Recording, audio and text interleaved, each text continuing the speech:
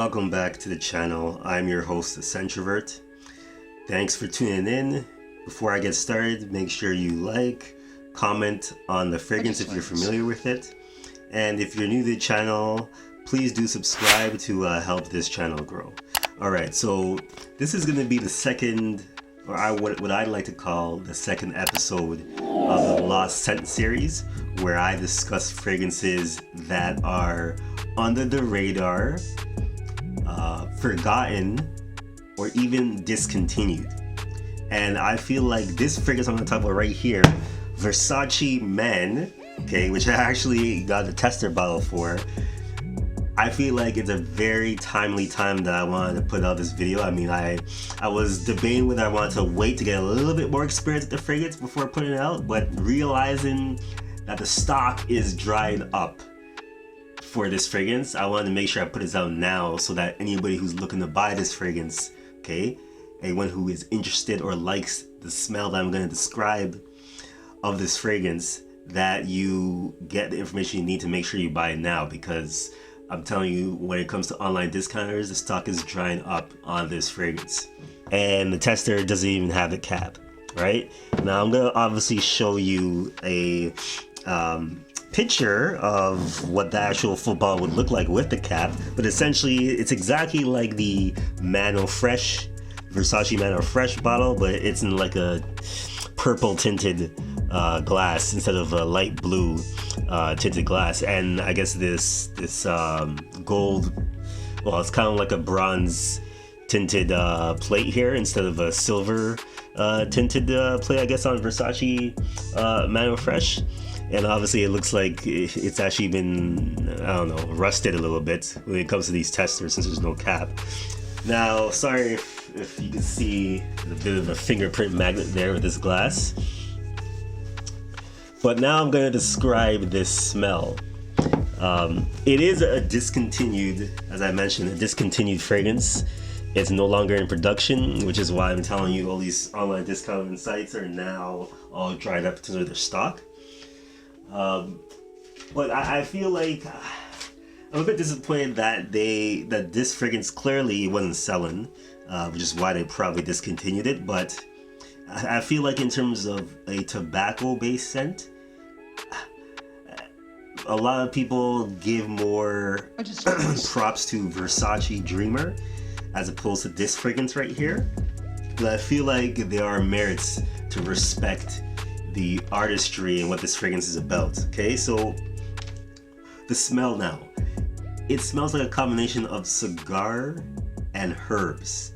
Okay, that's the smell that I get anyways to my nose up front. I'm gonna post the notes. You can see like the breakdown of the notes of what it actually contains, or what it's actually trying to portray with the notes. But in terms of what my nose picks up, in terms of a layman's description, it's like cigar and herbs up front. And you get this like contradiction between the smoky quality of the cigar / tobacco and the little bit of a herbaceousness from the greenness or the green notes. So then you ask, where are the herbs coming from? Where does that herbaceous type quality to this fragrance comes from?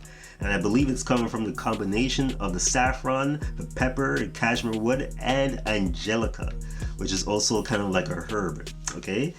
So people compare this to Versace Oud Noir, but say that Oud Noir, which is I think still in production, is far more, it's a denser fragrance to wear, and it's not as easy to wear as this fragrance. This is actually lighter, according to what I've read, compared to Versace Oud Noir, and it's easier to wear, but apparently the smell is very similar.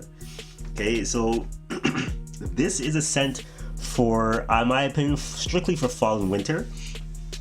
It's one that you can, I think that's better suited as a nighttime outing scent, because it feels like when I smell this on myself, it feels like this is something that you would wear if you're going to a lounge or bar, and you kind of like you're wearing a fedora and a 3-piece suit and you're smoking a cigar sort of vibe. That's kind of what this fragrance gives off. It's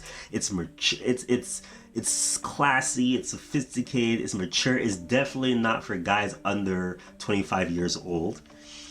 And in terms of projection, with my experience with this fragrance so far, this is more of a moderate projection type of fragrance. It's not something that's gonna, you know, project and have this beast mode performance. No.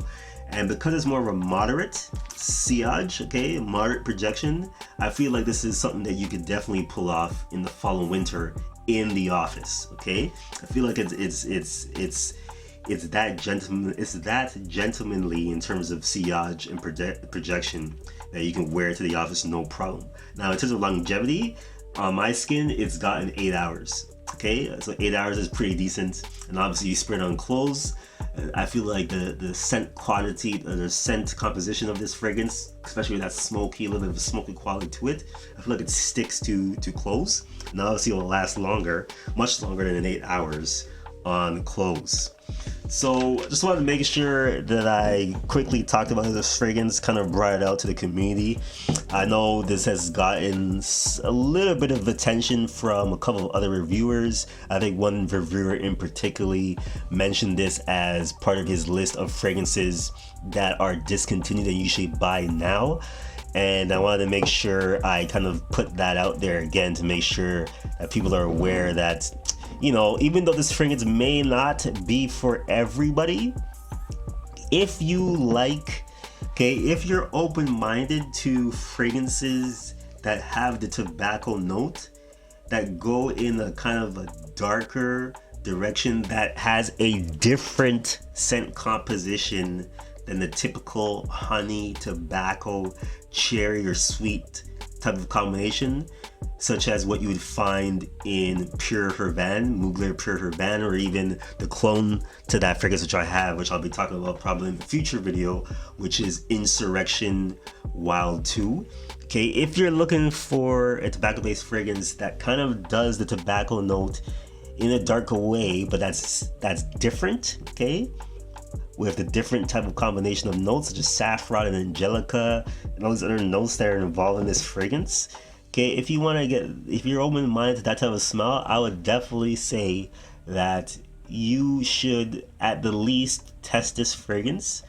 Or if you already have smelled this fragrance and you're just someone who wants to collect fragrances that you may be worried that you would want to get at some point, but now there's pressure to get it because it's discontinued, and you know once the stock dries up you're gonna have to pay exorbitant prices to own them, then this is a fragrance that you'd want to get now.